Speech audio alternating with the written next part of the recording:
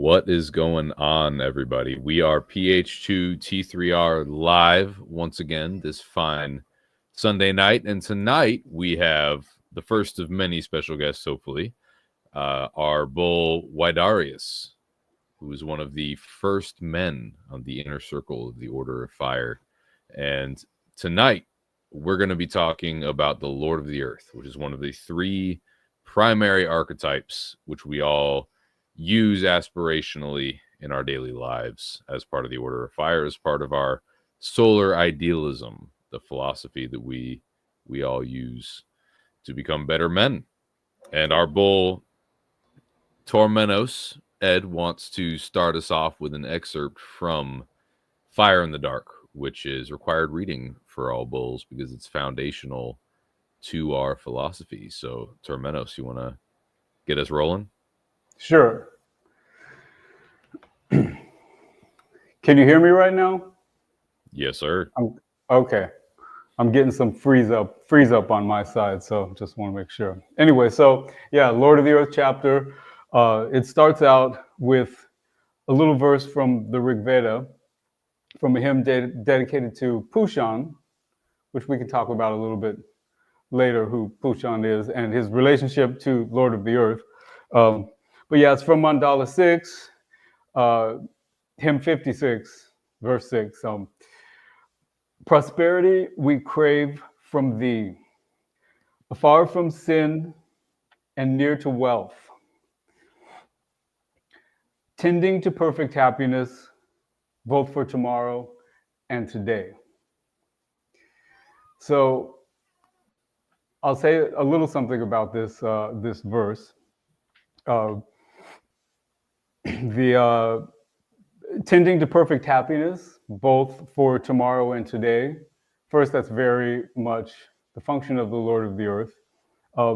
And this is from the Griffith translation of the Rig Veda, and it's great.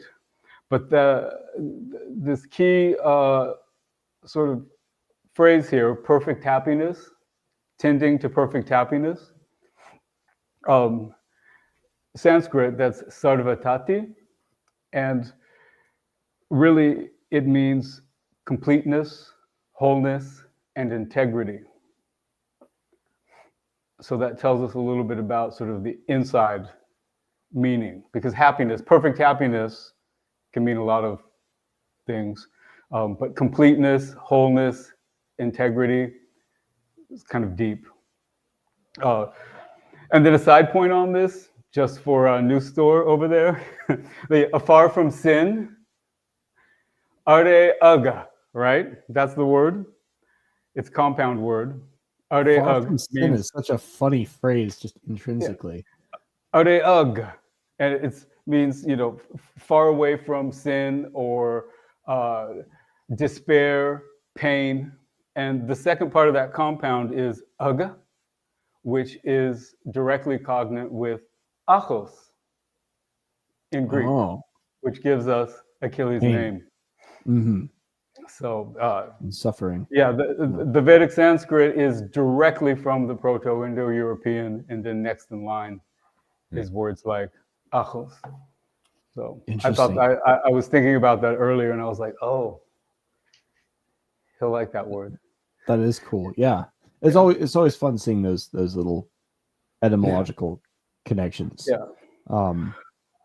So the point of Lord of the Earth is maintenance, ongoing prosperity, success. A lot of guys sort of immediately associate it with the tangible earth itself. Like when we have our challenges for all of the new bulls in the Order of Fire, and there's a Lord of the Earth aspect of it. And a lot of guys immediately go to, I'm going to get chickens, or, great, or I'm going to set up a garden, or a greenhouse. Weidarius, I think you said. You're calling me out right now? No. But and it's very real, because back in the past, tilling the land, maintaining the land, taking care of the land, growing food, having animals, that actually was a life or death function of survival. Now we don't really need that, but it's something that puts a lot of guys in touch with that aspect, that archetype, the Lord of the Earth. You know, so it's like you can get eggs pretty easy, and they're pretty cheap these days. I've noticed, but you, Weird. you can get eggs, but having chickens and having your own eggs, you know, coming from those chickens, puts you in touch with that aspect. But Lord of the Earth goes way beyond tangible nature and into all of the things that maintain life and prosperity. It's also, autumn has just started, right? And it's sort of festival season, you know, everywhere, really. India's popping off with like so many festivals you can't count one after the other. Here we've got Thanksgiving coming up, kooky Halloween, Christmas, all of that, you know. So it's that season. You know, there's the season. It also is, which I had to give up this particular year for other obligations, but is hunting season. And one of the more fun debates I remember having in the early days of the Order is hunting striker or is it Lord of the Earth function? Yeah. And it was a fun little like discussion because it's kind of got a little bit of both. But the image of the stag or the deer or the elk is very Lord of the Earth. It's very to me, Lord of the Earth is an archetype of fertility. Not just in sexual connotation, but in all connotations, in terms of agriculture, in terms of the land, in terms of productivity in general. There are these wonderful verses that I've come across because I've just recently signed up for Michael Millerman's course on Plato's Republic. And Socrates in that story is very fond of making comparisons. Is the just man like the shoemaker? Is he like this? In what way is he like this? And they're always comparing to wrap their head around a concept, the just man to all these other things. And this is borrowed directly from Homer. Both Mark and I have been working on our Homeric translations, and you get these passages like, by cunning the woodcutter is better than by strength. By cunning the pilot on the wine-dark sea, his swift ship guides straight through battered by winds, and by cunning the charioteer surpasses another charioteer. So skill, it's the craft that allows a man to be productive and to create things, to grow things, to bring life and wealth and goodness out of the ground that has been protected by the striker and laid out by the father. Yeah, I remember that conversation. We've had that conversation in the main, First Men chat more than once, and I usually end up going pretty hard because some guys are like, "No, it's striker," and it's like, no, the striker's purpose is his killing is for a very different reason. You're not killing a deer to feed your family because the deer's a fucking demon. Mm-hmm. Why are you going to feed your family fucking demon flesh, right? And it's also like there's nothing wrong with embodying aspects of multiple archetypes simultaneously. Yeah. They all overlap. I mean, all of the activities of the Lord of the Earth. You know, it also includes managing finances. You know, making sure you have a date night with your wife. Yes. You know, playing with your kids. You know, we have one guy that in his challenge, his Lord of the Earth challenge was to get better at his family's native tongue because his grandmother and grandfather can't speak English, and so he wanted to be able to connect with them. So that's was his challenge. But the archetypes overlap. Like all the Lord of the Earth things are by the mandate of the Father. Mm. You know, it's the mandate of the Father that there is order. And part of order is, you know, is prosperity. It's a result of it. The perpetuation. Yeah. Right. Yeah, and so you see the Father archetype in nature as well. You know, when you look at old epic religious poetry, epic poetry, like Varuna, his role in the Rig Veda as a sort of, the king role. He's often described as the waters, so it's like the way water ripples mysteriously. That's the magic of the Father, because there's a you can go into cosmological aspects of all of the archetypes that go beyond, our sort of flesh and blood way of interpreting them or experiencing them. So it's like, yeah, ripples on a river. That's the magic of the Father. But then the Lord of the Earth throws a hook in there and gets a fish. Yeah, purpose is a really good delineating factor there, right? And that's where the Bulls have that debate with Lord of the Earth versus Striker when it comes to hunting, because it's the same tools, right? You would defend your family with a rifle, and you would kill a deer with a rifle to feed your family, right? Yeah. So it's understandable how those could be mixed up, because it's the same tool, just for very, very different purposes. And the Lord of the Earth is, as you said, meant for prosperity, while the Striker is on the border, defending the home, defending the family, defending the tribe. The Lord of the Earth is using the rifle to feed the family, the tribe, and contribute to that prosperity. And it's also worth mentioning, one of the reasons we use these archetypes in our daily lives is because we seek to embody them at different points in our lives. If with the way the world's going right now, there unfortunately might be some situations in which it pays to be prepared to be a striker with whatever means you have at your disposal. But it also might be good to hedge your resources and also be able to hunt to provide for your family. Yeah. So, and the Lord of the Earth is also, I mean, suppose in some hypothetical world, like many, many, many instances throughout history, either war or famine or hardship strikes, the odds that you will be called to be a striker they're never zero, right? They're often very low. The odds of economic hardship calling upon you to generate to bring forth, the skills of the Lord of the Earth are almost ubiquitous. That's day-to-day life, and sometimes with a little bit more intensity than others.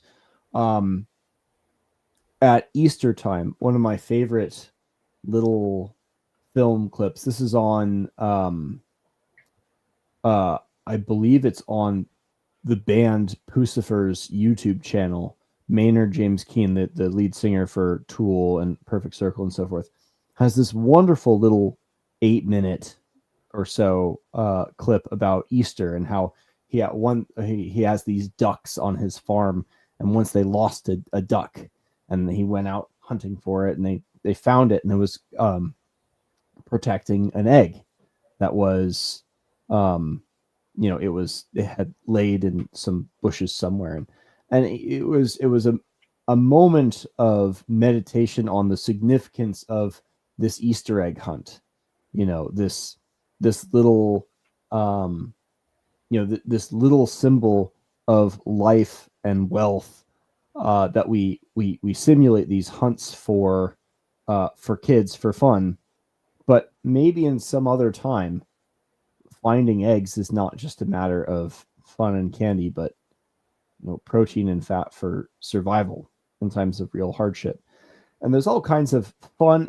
It's the creation of these little rituals that make up our culture that is also a form of cultural fertility, the vitality and life of a community that is filled, not too full, because then you get stodgy and meaningless, but like with meaningful experiences of this sort that tie into themes and feelings of life and connection and so forth. All the good things that are protected by the borders. And that, of course, includes the growing and protection of your chickens. And is protecting your chickens from raccoons, is that Lord of the Earth or Striker? You could make just as strong of a case for that. As with hunting, maybe it doesn't matter that much which it is. It's some element of both. But I love that little video, and I might see if I can find that and share a link to it, because it ties in with a lot of this so nicely. Yeah, it's a Venn diagram, right? You have the three archetypes, and they all intersect in the middle somewhere. But yeah, Well, and it's about a certain balance. I hate saying balance because, I mean, really, come on, but it's about an integration, of all three of them within one man. And then naturally, of course, nature proclivities, there's going to be an emphasis on one. It's like really excellent military guys, they're going to be sort of, strikers at the top of the pyramid, probably. The king is going to be in father mode.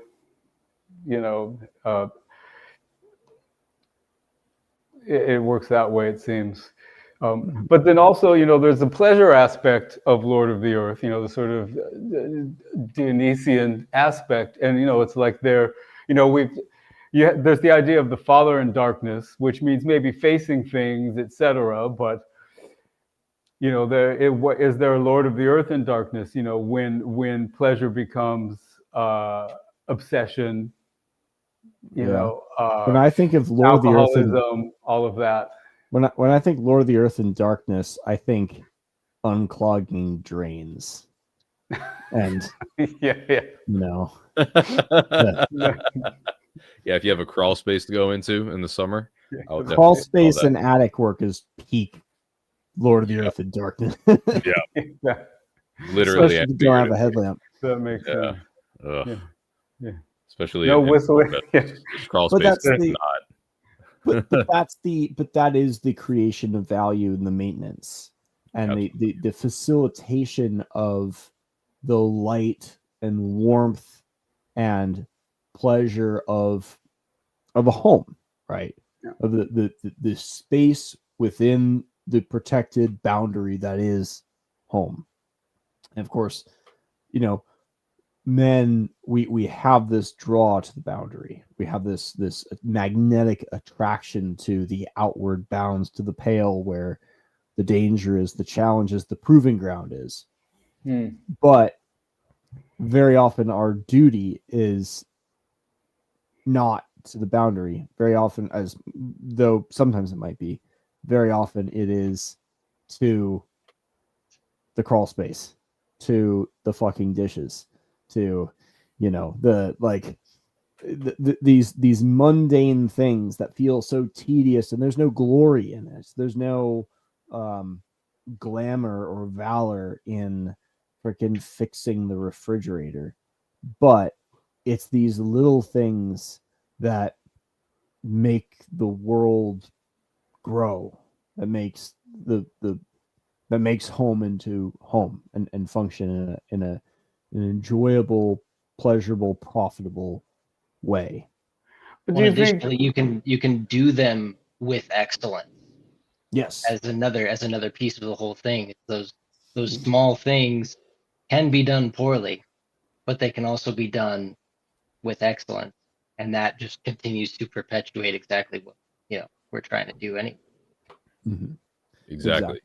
And well, we have some proclivities to certain archetypes. The goal is always excellence in all three, in whatever forms that comes in life. And like New Store, you mentioned the rituals of the seasons, right? And one of my favorite things is the fall festivals, right? It's one of those corny things. I love taking my girlfriend out or my nephews out to pumpkin patches and doing all those sorts of corny fall festivals. And of course that wouldn't exist without the striker defending the border. But I'm not going to be, even though open carry is allowed in Florida now, I'm not exactly going to be walking around in full kit to take my nephews to a pumpkin patch, right? It's important to contextually reframe our duties and pursue excellence within each of those realms, right? Yeah.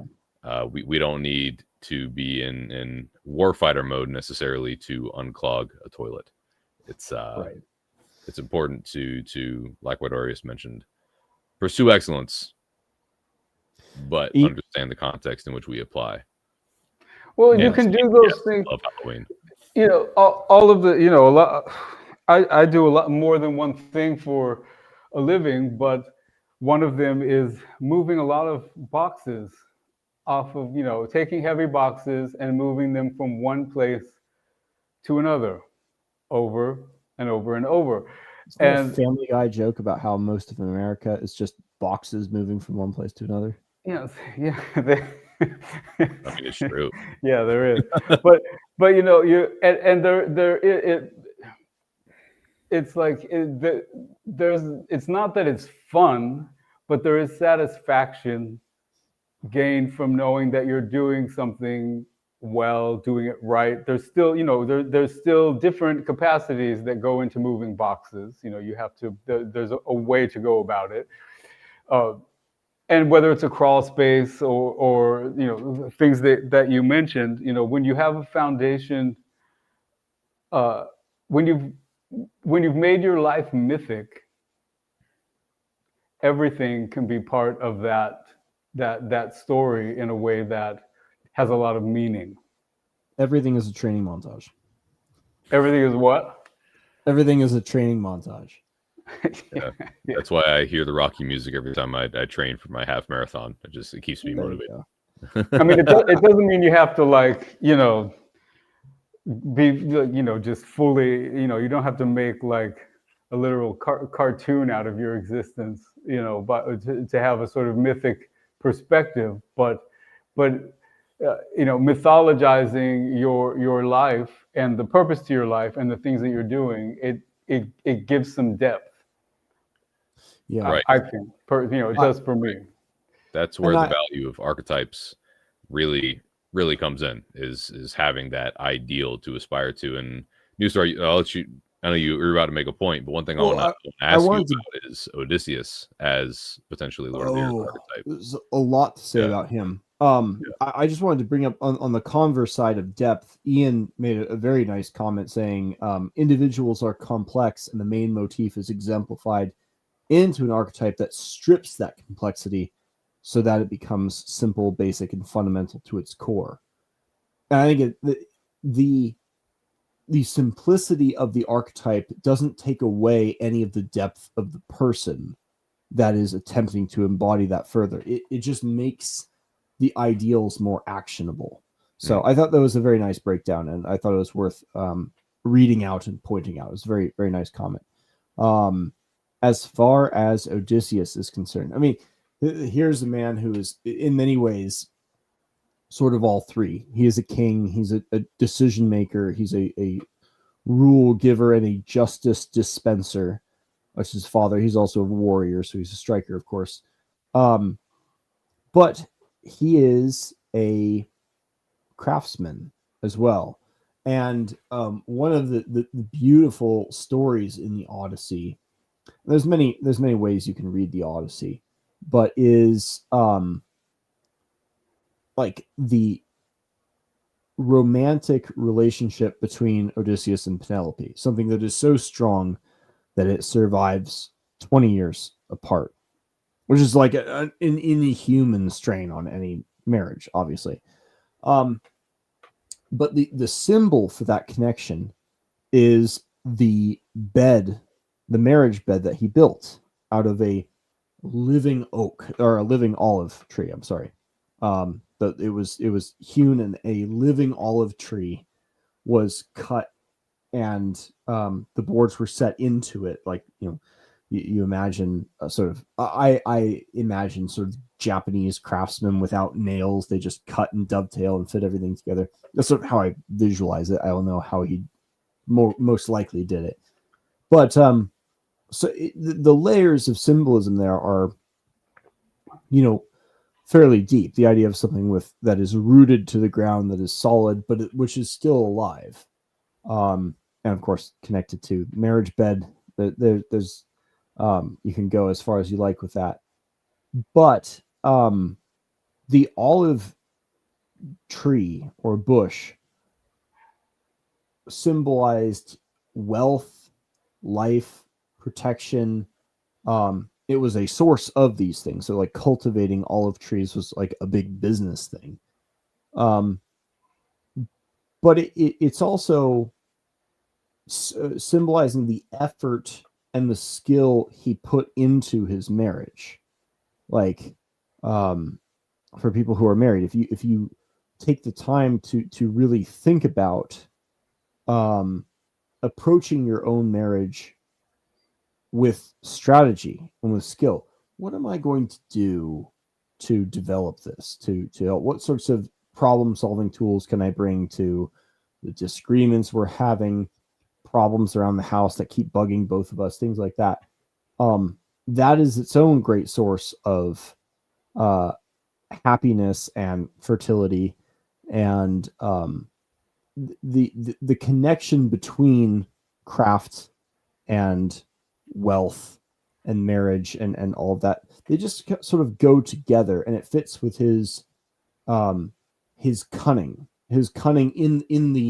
in the craftsman's sense of the word, if that makes sense. And this goes back to the Homer of the Iliad that I was reading before as well. By cunning, the woodcutter succeeds, not by strength. By cunning, the pilot navigates, rough waves and so forth. One of our earliest members a few years back was inspired by Odysseus, and he built Peter Wallace. He built what he imagined that bed would be for his fiance as they were about to get married. Oh, cool. That was So badass. he built a bed, cool. olive wood, the whole thing, as he imagined it in his mind, like inspired by that.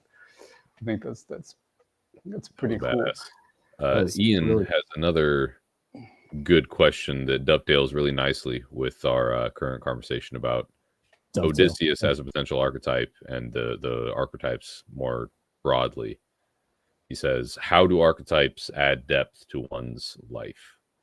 And that's a great question, because New Story, you mentioned the kind of dichotomy there where obviously the individual pursuing the ideal has plenty of depth to their character, but the ideal itself is simple. It's distilled down to a fairly simple and straightforward concept.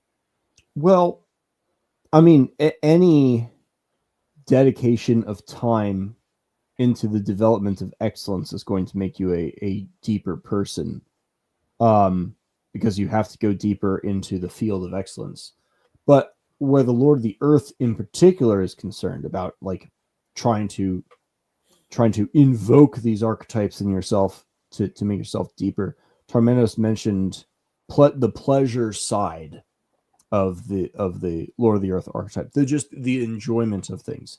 One of the things that I have been most fascinated by within the trades is the sort of collective wisdom and aesthetic sense that tradesmen have as far as what will look good, what will not look good. And I'm still developing this. I've been in the trades for 6 years now, coming up on 7. Some of these guys have been out here for 30 years, 35 years, whatever.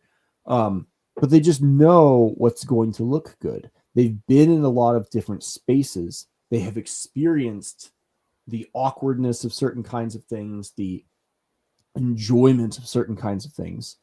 They have a developed taste. And that developed sense of taste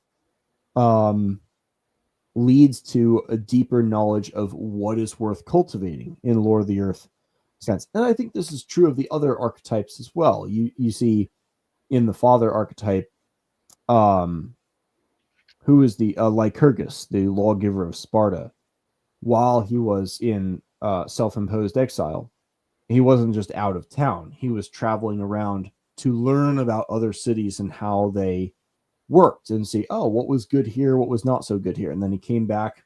Sparta had its own unique situation. And he said, from my experience, from my developed taste, this is what we're going to do here.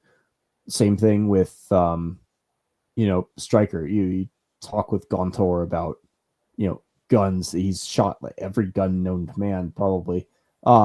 He can tell you like which ones he likes and which ones he doesn't like, and why, and so forth. And that is not all there is to being a striker.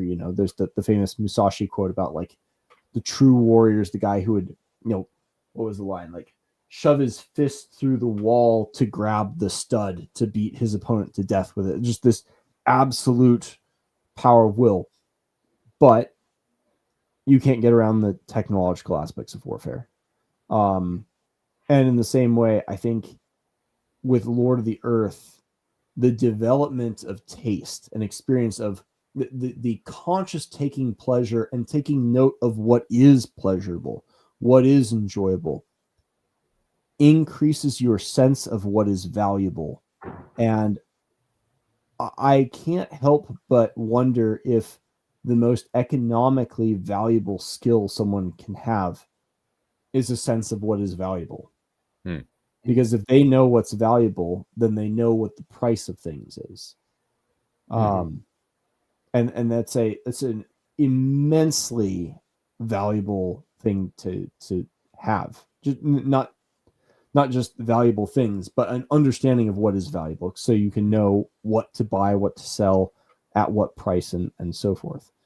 If I And know value, understanding what is valuable increases a type of loyalty to people, family, situations, when you recognize the what is valuable there. Weidarius.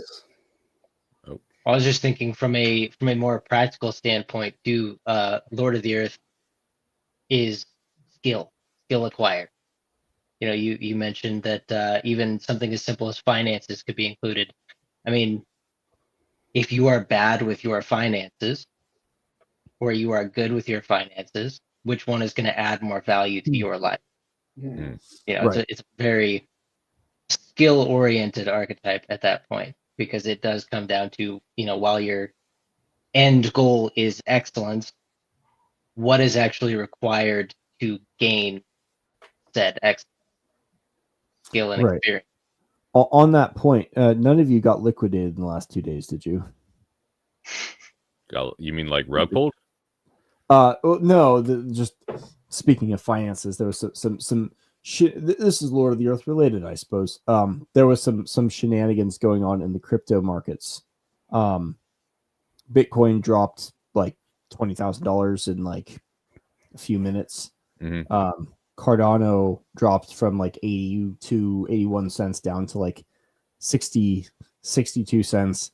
Yeah. But it wicked down to 28 cents on a few markets, which is like a massive drop. And some guys who had put in leverage on long-term leverage trades, even fairly modest amounts of leverage, 3x, 4x, 5x leverage, basically anything over 2x leverage. If your sale goes past a certain degree of negative and you don't have the liquidity to pay back what you've borrowed beyond a certain point of loss, you lose everything instantly, especially if you don't have a stop loss.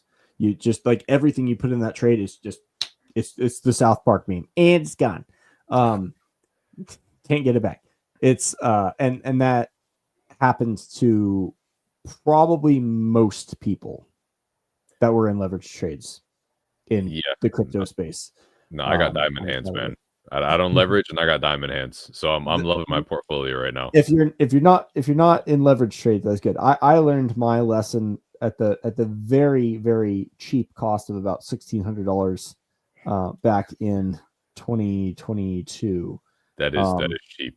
That's an inexpensive way to learn not to leverage trade. Yeah. Yes. A lot of people lost a lot more than that. So anyways, a small amusing digression about Lord of the Earth skills and subjects. I was not liquidated. Right here.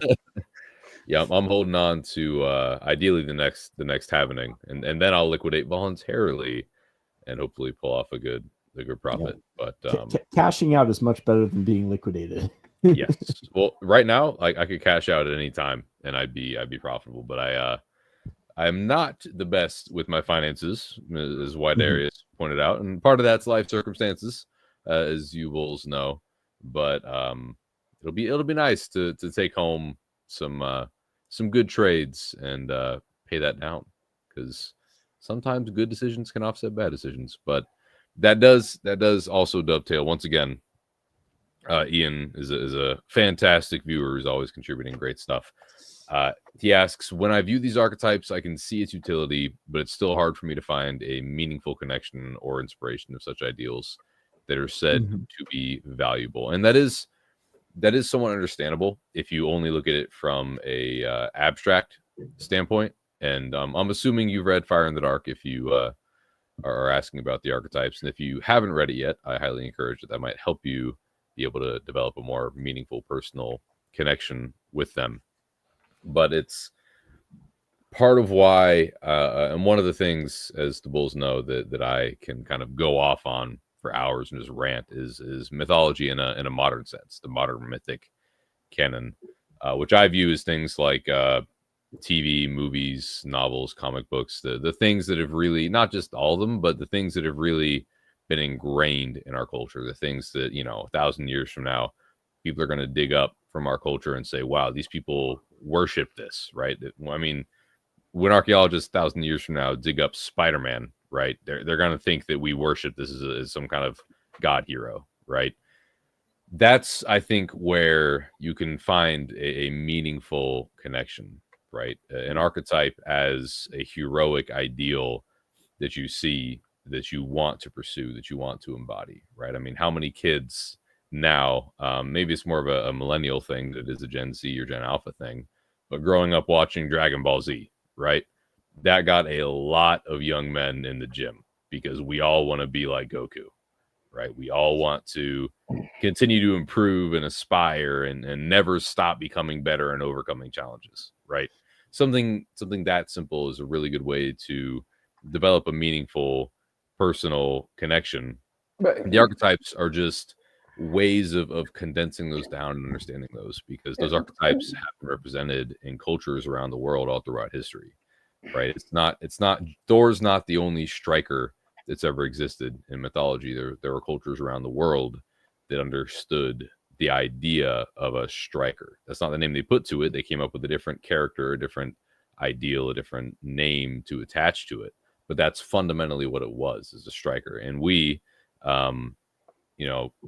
Jack uses the Hildskalf as a good example, as in we now, thanks to the internet, thanks to technology, thanks to the printing press, the plethora of information available to us, we can look at all of these myths in a way that no one in human history has been able to, and create condensed versions that bring them all together. So we can look at Thor or Zeus / Ares. There's a debate there as a striker. We can combine these ideas together in order to create an archetype to embody, and you can visualize that archetype in whatever way you prefer. A great as far example. as finding inspiration, I know Ed's trying to say something too, but these archetypes are ways of you can think of it as a meta religious framework, right? Right. What inspires you as an individual might be very individualistic. What the utility of these archetypes might not be in telling you what you should or should not be inspired by, but in helping you find balance as a man in whom you are selecting to be inspired by. If all three of your biggest heroes are Medal of Honor winners, it might be good to think about some more practical things with money and growing things. If all you care about is gardening, you should consider taking martial arts. You should consider learning who Bruce Lee was, things like that. If all you care about is philosophy and the history of politics and so forth, you should maybe consider hitting the gym. Yeah. And finding inspirational sources wherever you may find them there. But as far as what is inspiring to you, you have to expose yourself to things. Which models speak to you? And Ed, you were going to say something. Yeah, and what you just said leads exactly to what I was going to say. There's all these examples of, mythology of the past and stories, and the things that Druvor was just talking about that are part of the contemporary canon. But more, even better than that, are actual dudes that making connection with men in a group like the Order of Fire, where you have living examples of, because the archetypes are ideals. They're the idealized versions of what we want as men for ourselves, or see in ourselves or in other guys. And so, like, in a group like the Order of Fire, like, I have the opportunity to be incredibly humbled by being not just in the company of, but watch men that have incredible skills and incredible knowledge do those things with excellence, with a willingness to teach others. And I have the opportunity to see that and see the living ideal right in front of me. So it's like, yeah, Thor is cool. Indra, is probably my first thought every morning, but besides the Roman Empire, but it's like so it's like I have built friendships through this group with guys that are expert gardeners, expert at martial arts, can shoot better than I'll ever be able to, can manage relationships and their money in ways that, like, I'm like, what the fuck is that? And I'm seeing the ideal, and I have the opportunity to grow from it and to be able to look up to it as a North Star without being a little bitch about it and thinking that I'm just a piece of shit as a result. I mean, you've got to have those moments. There's, if you see somebody bench press 300 pounds, yeah, it's like, fuck, I'm gonna jump off a cliff. But that's a catalyst for, this is awesome, that dude's awesome, and I'm gonna do even better next time. So real people are even better than mythology. No, that is a fantastic point. And I have a real life example from one of our members from today, from Lord of the Earth as well. Shout out to Coach Josh Wood. He posted a video about the importance of being strong for life. That's his big tagline. I highly recommend you go look him up on Instagram or X or really any social media. But he posted a video of playing with his kids, right? Specifically, one sword fight. Yes, sword fight video of sword fighting with his son was one of the most wholesome things I've seen, and is a fantastic, proper fencing form too. He wasn't just like playing; he was like instructing him. It was awesome. It was awesome, and a perfect example of what it means to be a good dad, which is part of being a Lord of the Earth, part of embodying that. And I just have so much admiration for our bulls, yourself included, New Store, that are incredible dads. And the things you do, Akarix, we get to see his updates with his kids all the time. The things that y'all do are massively inspirational for me, for when I have my own family. I'll have these incredible fathers to look up to for examples of Lord of the Earth, of how to embody that archetype and how to be just a fantastic dad. And you bet your ass I'll be teaching my kid how to fence. I'll be following that example. So it's a fantastic point, Ed, that the men in your life that that you see the archetypes in those men. That is a better inspiration even than mythology. As great as mythology is for representing an ideal to pursue, seeing those ideals in the men in your life, whether it's your dad, your brother, your good friends, or the first men in the Order of Fire, it's the best distillation of the archetypes for and I'm not sure those kinds of personal experiences are separate from the mythology when we approach it from this archetypal sort of meta-religious structure angle, because it is in one sense it is that person being an excellent warrior or an excellent father or an excellent gardener or whatever. It is, on the other hand, and at the same time, maybe in a Jungian way, the Lord of the Earth, expressing itself very powerfully through this person. There is a sense of a being, of a sort of personality that almost possesses this person. Because if you ever notice that there are certain personality features and traits that warriors have in common, and there are certain personality features that like home gardeners have in common, insofar and the more they get into that, the more of these strange personality features that you wouldn't intuitively associate with these hobbies, but they seem to take those on, mitigated and complicated by their other roles that they have in other parts of their life, of course. But there's a whole personality profile that comes along with these activities as you get better at it. If you've rolled, and I have not done jujitsu hardly at all. I've been to 6 classes and a couple open mats. Yeah, you fucking tried to kill me. And likewise. But there's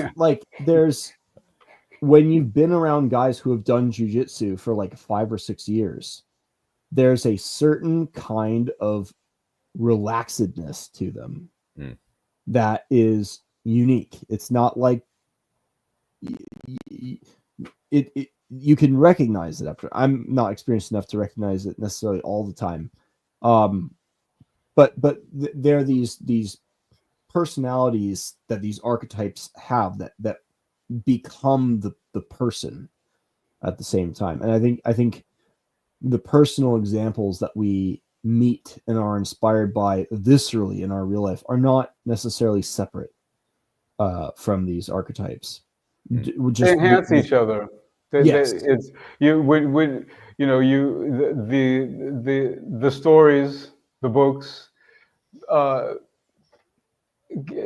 meaning can increase when you make connections, seeing those, seeing similarities to the great, the great characters that represent the archetypes when you see them in people in real life, and vice versa. Like the first time at the very first Order of Fire event some time ago, the first time I met Akariks in person, I was like, oh, he's the fucking Marut. He's now, I have a visual image of the Maruts in my mind because it's this guy. And it made me, sort of, I can't really explain it. Yeah, individuals come to embody the ideal for us at an experiential level. Exactly. And when you live life mythically, right, what Akariks calls main character energy, right? Yeah. Right. He's invincible because he believes he is. But when you live life in that frame, it's a great point that the mythology overlaps with the people in your life and with everything in your life. If you're living as if your life is a story and you're trying to make it the best possible story you can, the people you meet embody these archetypes. It's like they're characters in your story, and of course they obviously have their own agency and are the protagonists in their own myth. But that's just a fantastic point where that overlap between the myth and reality, when you live life in that frame as if you're creating your own myth, it really is one and the same. It's one and the same. There's, when I think of the Striker, I think of Gontor, right? When I think of the Lord of the Earth, I think of Viking. Straight up. I think of the bulls that we've met, and of course, Tormentos, like you mentioned, when you first met Akariks, it was like meeting a Marut face to face, right? Life is a myth. When you choose to live your life that way, it completely reframes things and makes them much more real, I think. And like New Story you mentioned, it's a meta mythology, it's a meta religion. it almost introduces and brings a meta reality forth into your reality and imbues everything in your life with so much more Mythic meaning than just significance. Yes. exactly. And the archetypes, even going back to Ian's question, also for us, we have all attended, we all attend ritual. I've been in the fire ritual with every single one of you, some of us all together. I think Weidarius is the only one that hasn't been with all three of us at once, but two of us, right? Yeah, and it's an inexplicable thing that also the archetypes sort of become, there's like an embedding of them conceptually that just becomes a part of of who you are. Should we let the audience in on the secret on this point about these archetypes manifesting themselves in us? So when Cody and I came on, we noticed that both of us were wearing the same like dark green plaid shirts. And this was not planned at all, I swear. And then Ed comes on. I go up to get some more coffee. I come back down and Ed's on, and Ed is also wearing a dark green plaid. And it's like, what was it that made us know? And then Druvor joined us later and is, of course, had his plaid as well. Why is it that the Lord of the Earth makes us think earth tone plaid shirts? I don't know, but it's correct somehow. This is the male version of pumpkin spice latte. It's okay. Yes, I the Lord of the Earth pumpkin version. Spice Yeah. lattes. All right, they're fucking delicious, and I'll die on that hill. They are, yeah. Wow. But like it's just an amusing minor example of this like metamythic personality expressing itself in things as minute as clothing choice. Across 3 time zones as well. So across that's true. Yes. Yeah. So. Weidarius, I'm curious, in relationship to Lord of the Earth archetype, like for you, how do you, what are your thoughts about it? Like in the sense that like your daily life, like how often do you think about Lord of the Earth in your activities? I would say fairly frequently throughout most of the day. I mean, especially because the strongest thing for me is Lord of the Earth associated with fatherhood, and that being a parent, not the father, but a parent, because that's kind of the one area where, while I have many areas throughout my life that I need to keep focused on, both my marriage, my work, and the other aspects of my life that keep things moving forward. That is the most significant for me, probably simply because that's my perpetuation into the future, and whatever that looks like. I am responsible for where they go with themselves and how they interact with the world around them, and I don't take that lightly. How's the greenhouse? It is on its way to coming down now that the season is coming to an end, but it held up. It took some hail, it took some wind. It's still up, and everything is going to get picked off the vine within the next couple of weeks. And ongoing thing. That's in those challenges, the new bull challenges. I've had a lot of conversations with a lot of new members, over a period of time about their challenges. And Lord of the Earth is the one that I always say there's not really a finish line. Like you need to open your mind a little bit, because they're trying to think of something where there's a goal within 3 months that they can hit, and it's like, no, Lord of the Earth is ongoing maintenance. It may be just starting something new that you keep doing. So yeah, the greenhouse goes up, but it's got to come down because you're going to be in snow. Right. Yeah. very soon. That's pretty cool. Yeah, it never ends. All these things, whether it's a garden, whether it's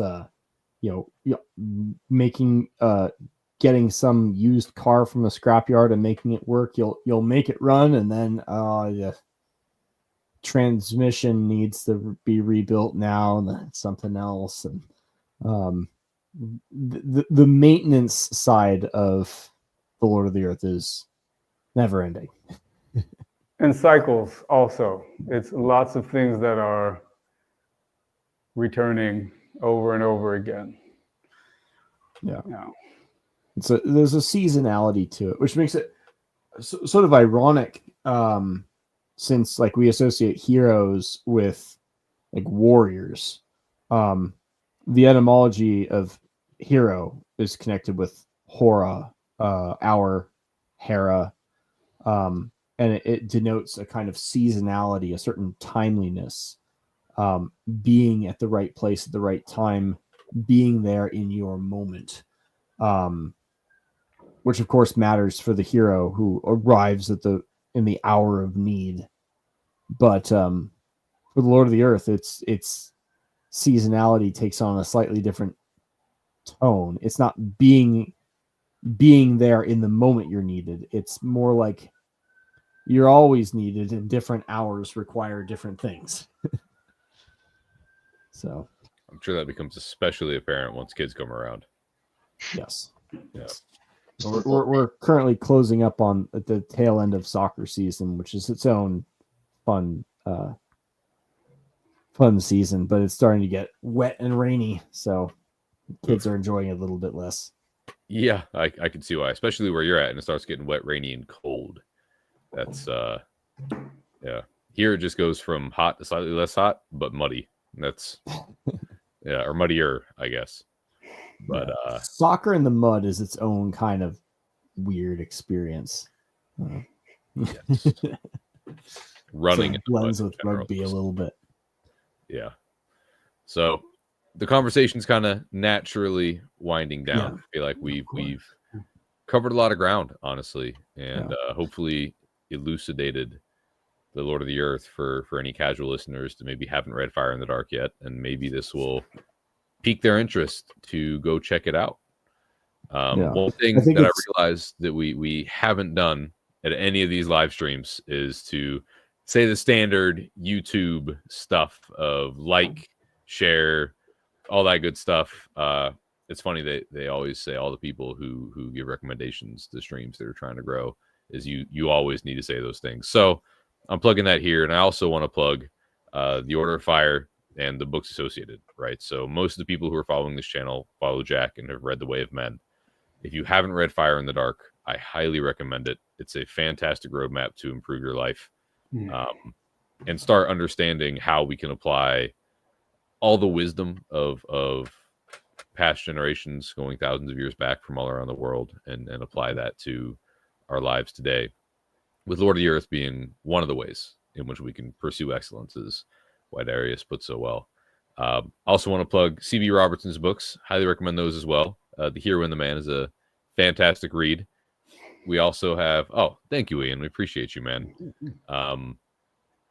We draw inspiration from a lot of the people around us as well. And they can also, we can plug another book also. Go on Instagram, find me, find Coach Josh Wood. We wrote a really excellent book called Macro Masala. Spicy food, Indian food with macros. Very good. You can eat good and still get strong. It's fantastic. We have a bull who's a fantastic example of that. We have a bull, I think, who his entire diet for his entire cut was from macro masala. Nice. And he did a fantastic job. How many pounds is he down? What, like talking about Spinosaur? Like almost over 100 pounds. He's looking so fucking lean. So lean. It's just great. Crazy. He looks fantastic. It's crazy too, seeing in people's faces when they lose all that weight, how their jaw just gets super defined. And anyway, macro masala was another thing I wanted to plug. Genuinely fantastic recipes in there. For anyone who doesn't know, Tormenos is our resident culinary expert.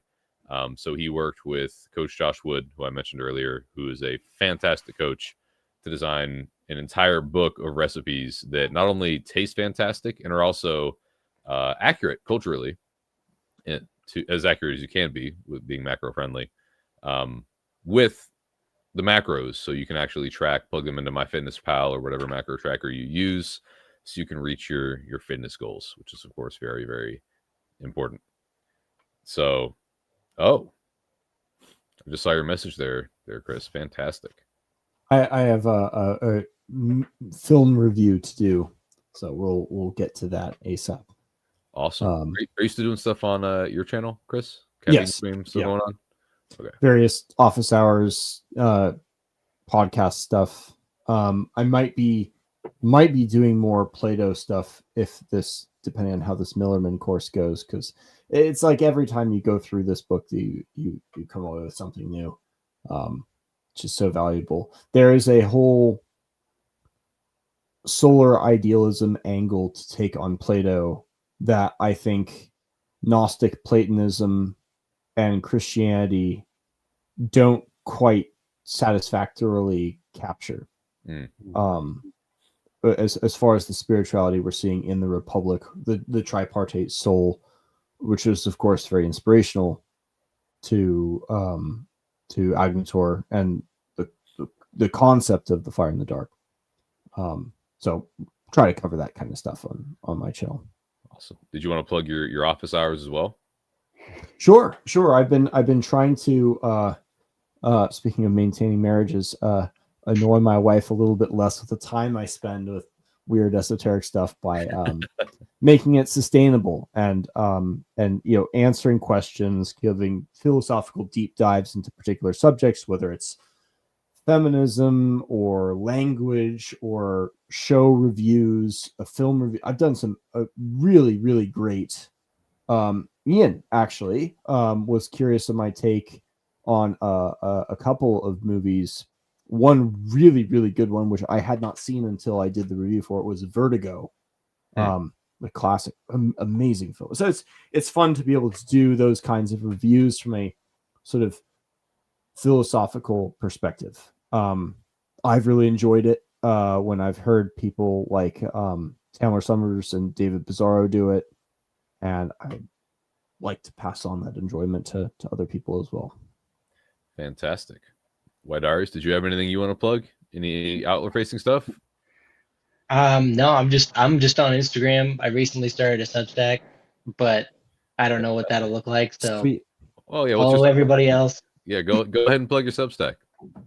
Oh, I think it's just Age of Weidarius, like my Instagram is. So Fantastic. Age of Weidarius. Follow that for content soon to come. And the last thing I want to plug is just to mention that you don't need to be a member of the Order of Fire to be a solar idealist. The things that we talk about are applicable to every man's life, and every man can take bits and pieces from Fire in the Dark and solar idealism to improve themselves and hopefully live a better life and embody some of those archetypes themselves. So if you do decide to, and you're on social media, you can feel free to tag us, the Order of Fire, in anything you do related to the Order of Fire. Any way you see, say you hit a new bench PR, you managed to get a recording of it, which is its own challenge. Feel free to post it, mention the Striker, tag the Order of Fire. We love seeing stuff like that. And like Ian said, or rather, Ian, we're inspired by people like you, I should say. That people we see in our orbit, just generally around us, that do incredible things, are inspiring to us as well. So with that, now that we've plugged, and we should start doing that every episode, it's probably a good idea. Like, share if you think what we have to say is valuable in any way. Please share with your friends, family, people you think that would want to hear our message or could get any use out of it. And with all that said, have a fantastic evening, everyone, and stay solar. Stay solar. Stay solar. Thank you for watching or listening to the Journal of Solar Culture. Don't forget to hit like and subscribe and leave us a comment. The first volume of our journal is available in paperback and now, finally, on Kindle. Pick it up in our store or on Amazon.